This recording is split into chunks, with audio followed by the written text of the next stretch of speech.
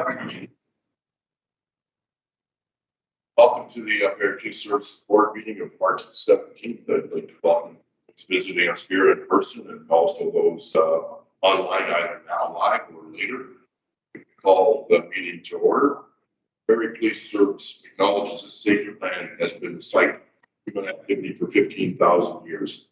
This land is the territory of the Huron-Wendat and the Inishinaabe Nation. We are dedicated to honoring Indigenous history and culture. We also recognize the enduring presence of Indigenous peoples on this land and are committed to moving forward in the spirit of reconciliation and respect. Thank you. Included in our package in advance was the agenda, a motion to approve the agenda for our March 17th. Mr. Carr, Councilor Thompson, any comments, questions, and adjustments to the agenda? Seeing none, those in favor? Thank you. Any declaration of conflict of interest directed to this afternoon's agenda? Seeing none, thank you. Motion to approve the minutes of our meeting of February 17th, 2022. Mr. Carr, any comments, questions, changes to the minutes? Seeing none, those in favor? Thank you. There are a number of items, 6 in total, in our consent agenda this afternoon. Many of those items, many of them would like more questions for the chief procedure staff. Back to those consent agenda items. Just a question on the CWICC. So I noted that the report basically indicated there was no collection of identifying information in certain circumstances. Could one of you just speak to, I guess, whether there has been any change? I know there was always very few in these reports. Obviously, COVID has changed the circumstances of releasing someone, but why is there simply a practice that we don't undertake anymore? It is a practice that is consistent across the province. When we speak to our colleagues and other services across Ontario, they are in very similar circumstances.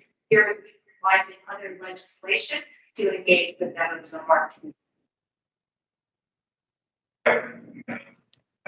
It's probably welcome news. Thank you for that. Thank you. Thank you. Open the motion to receive the items first. Motion strong.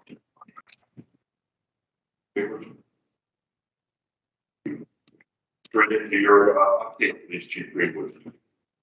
Thank you very much, Chair, members of the board, including our presentation for those that are joining remotely. Welcome. Thank you very much. As you can see on the slide before you, this is members of our leadership team as we promoted the National Anti-Bullying Day or Pink Shirt Day on February the 23rd. This day is an important day in Canada to take a stand against bullying and support those who share kindness with one another. And we as a Barrie Police Service support inclusive anti-bullying programs for children and youth within our community. As we have seen in the past, we're now back together, but provided updates in regards to COVID over the last couple of years now. And when we think about what is happening locally within the city of Barrie, our service continues to monitor and work with organizers of COVID mandate-inspired demonstrations that do impact our community. And our local convoy-style protests have remained peaceful and have had limited or minimal impact to the residents and businesses in the city of Barrie. I can say that many of us are forward to the Reopening Ontario Act. Note on March the 21st, Ontario is moving the requirement to wear face masks in most settings, and following with the provincial recommendations through the medical officers of health, the Barrie Police Service members will no longer be required to wear facial coverings unless they are in certain high-risk settings such as long-term care facilities, retirement homes, shelters, jails, and congregate care settings. So I just would like to remind the community that we need to be kind and respectful to those in our communities, our neighbors, our families who choose to continue to wear face masks. The next slide that you will see is our regular ad calls for service in the month of February. And here it breaks down all of our calls for service every month. And in February, our dispatch system created 5,226 occurrences. And you will note on the left-hand side of the slide are the common types of occurrences that we normally see. On the right-hand side of the slide, you can see that our communications center consists of our call takers and our dispatchers who received over 10,000 telephone calls in the month of February. And just over 2,400 of those came through the 911 system. I'd like to highlight a couple of investigations that have occurred over the last 30 days. We go back to February 15th, our officers attended the Bay Street or Bayfield Street and Grove Street area for reports of a shooting. After arriving on scene, our officers assisted 2 victims who were subsequently airlifted to Toronto area trauma unit with serious injuries. Investigators have identified the suspect in the shooting, and there is currently an arrest warrant in effect for 18-year-old Zia Mohammed Chadri. We believe he is armed and dangerous, and anyone who sees him or knows his whereabouts should call 911 immediately. On February the 19th, a loaded firearm was secured away from our community after officers investigated reports of a suspicious vehicle. A passenger in that vehicle was failing to comply with a court order, and upon arrest, the passenger attempted to access a pouch he was wearing around his waist. This pouch contained a loaded firearm. Also, suspected fentanyl and cocaine was also located in the vehicle, and that 26-year-old passenger now faces firearms and drug-related charges. The last investigation that I would like to mention is one that began in September of last year and took several months to complete. Using surveillance videos and other investigative techniques, our street crime unit identified 2 individuals responsible for 3 thefts of Cadillac converters. Both a male and a female were arrested in February and are currently facing 51 charges in relation to those items. In the next couple of slides will be some service highlights that I would like to bring to your attention. So we have been involved in a few things since our last board meeting. On March the 4th, I had the opportunity and represented the Canadian Association of Chiefs of Police and addressed the House of Commons status of women committee as they embark on a nationwide study to address intimate partner violence. I spoke of the importance of ensuring police investigations are victim focused and trauma informed in nature. Also addressed was the support for new criminal offenses that address force control behavior in intimate partner violence was discussed. On March the 9th, the leadership team discussed the services vision, mission, and values. It is one of the many steps as we develop our 2023 to 2025 strategic business plan, which the board is very much embedded in. On March the 11th, I had the honor of presenting Special Constable Dave Poole with his 20-year Officer Exemplary Award. This is a new award that has been bestowed on many of our special constables. And Special Constable Poole spent most of his 20 years with us in our court students, where his duties included program security, security of accused parties, court access control, and prisoner transportation. We would also like, on the right-hand side, to acknowledge the passionate gesture made by one of our officers this past month. He sought out and purchased cancer survivor tokens for an elderly victim who had her sentimental cancer survival pins stolen. The officer did not want to be acknowledged for this heartwarming gesture, but I wanted to say that it is an honor to work with such a dedicated individual who went above and beyond. Now to a few community collaboration opportunities that occurred over the last month. On February the 18th, the Barrie members of the Barrie service attended the groundbreaking ceremony for a new women's residential recovery center that opens its doors. Cornerstone to Recovery is Simcoe County's first community treatment center for women in our area. And then on March the 3rd, our community safety and well-being officer, Kira Brooks, assisted Garner Security by handing out key protector pouches to the community and sharing crime prevention tips on keeping individuals protected from getting thefts. Also this month, the Barrie Police Service took part in Simcoe County's public awareness It Starts campaign. The campaign highlights proactive steps towards addressing racism and discrimination. It starts with compassion. It starts with inclusion. It starts with understanding. Starting the conversation and continuing the conversation will help encourage safe and purposeful action against racism and discrimination. And on March the 8th, we recognized International Women's Day. Pictured here is a group of strong, brave, smart, and dedicated women that are essential to our service and our community.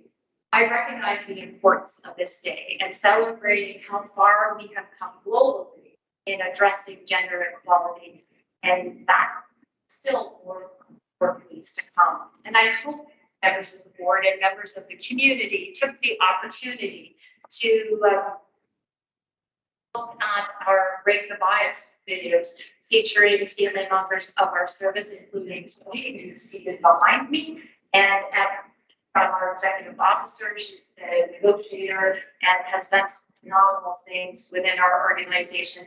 Emily in our IT department, and Jen, one of our mechanics, was highlighted. So it's a very special day for our service. And last but not least, we have our annual polar plunge. And Inspector Moore and I, along with Special Olympians, Nick and Jason, we plunged into Kempenfelt Bay to support the Special Olympics Ontario. And yes, we were freezing for a reason. The Polar Plunge fundraiser continues for the month of March, and all proceeds will be supported the athletes. So a fun time, and I encourage every member of the board to join us next year when it is a more hopefully inclusive public event to enjoy the balmy temperatures of 5 and the cold tingling water of the That's a brief update today from the Barrie Police Service to our board. Thank you very much, Chief. Ms. Rhonda advised me prior to the meeting that she would be glad to represent the board next year as well. There you go. Okay, you've got a taker. Thank you. But my daughter, she would like to do that. Questions for the chief with respect to Just running to break back to the statistics at the beginning. I know we saw a significant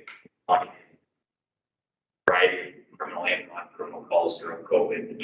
As things have started to open up, I understood they were starting to normalize, but maybe I'm missing. Where are all volumes now, criminal and non-criminal versus what we would have called the typical money, in the before times? So we monitor our calls over a 5-year period, not just the day to day, we can do it broader. And I would say there has been an increase in our calls for service, even we're not only normalized, we have an increase in our calls for service. Our deployment model is shifting a little bit in regards to how we respond to those calls, but we're still receiving and responding to calls in our community above what we saw over the 5-year average. Oh, and what are the nature of the biggest increases, which actually falls around? I think it's just normalizing, not over. It's consistent with what we've seen before. I know Deputy Allen provided an overview in our stats last month, what we saw in 2021. Did you wish to highlight something from that report? Thanks, Chief. Members of the board, I think that when we're looking forward, we're paying attention now. Eric, you said in the past meeting that we are using the data to better interpret our stats, and we are doing that. So last report I did, we talked about the intimate partner violence and what does that look like. And we're hearing all kinds of things in the media, and the community believes that intimate partner violence is up, but our stats don't necessarily reflect that. But it gives us an opportunity to look deeper at it. Some of the driving effects that come up usually would be the pregnancies, and that becomes highlighted in the media. But while they're out there, we usually don't know how many there are, but what we're getting is consistent with the past averages. So we're looking at that. We're doing a new dashboard that Deputy Johnson involved with our customer for service specifically as it relates to our membership here and that the person's responding. So I would like to say that nothing of concern, no crazy spikes in any one area. Mental health, I can confirm, has gone up for sure. And that's also been widely publicized, but there's nothing that causes concern for the board, our service, or our community as far as spikes in events. Questions? How prevalent is the car that whatever you're doing, still these people in the city of Barrie? So it's not overly common because of the technology's changed, but the reality is because the technology's changed, how it's being sold. So whereas in older models, I'm not going to date myself, and one access a car and reach the steering column and then find a way to bring the ignition on. Appreciate now that there's electronic. One can there are electronic means that one can learn and then steal cars. There's been no increase. It's just that increase over time is what we had seen because it is quite difficult or you need some savvy to do some. Is there any the public should be made aware of in terms of perhaps protecting themselves? So on that note, I would say, and again, speaking with respect to police safety, well-being, officer care books, like that's an excellent approach in terms of those key fobs that start cars. So if it's with a house that doesn't allow someone to copy, mimic, or in any way mirror that key fob, you get reduced like it's how reduces like that. There's a difference. Our role, if I can add to that, Sure. or we're endorsing those that want to contribute to put these out in the community, different dealerships and community groups are using them, logoing them and putting them out there. So Taylor's working with those groups, not necessarily saying who should be supplying or where and putting the very place of any brand, but talking specifically about the product as a primary message. Thanks. But probably the right thing. Other than that, area using technology. I'm curious, speak more in the press, prevent certain scams, frauds being cybercrime. It appears to have ramped up, whether it's Bitcoin related or other. And just with regard to, I was curious, where sort of the boundaries is with the community safety well-being, if there's an opportunity for education, and if they go to regard to the flyers at the mall, just walk in with the stuff campaigns. Is there any equivalent that the service has. It's somewhere in mind to education and awareness or what's up. That has been a huge activity that we've already done, and most of our education is especially during COVID time, is we're using social media, and we have crime prevention tips that we run regularly, and in crime prevention, we extended a huge amount of time for going to those type of steps, and we'll continue to do so. Thank you. With Deputy Johnson, thanks very much for your presentation. Our next meeting is Thursday, April 21st.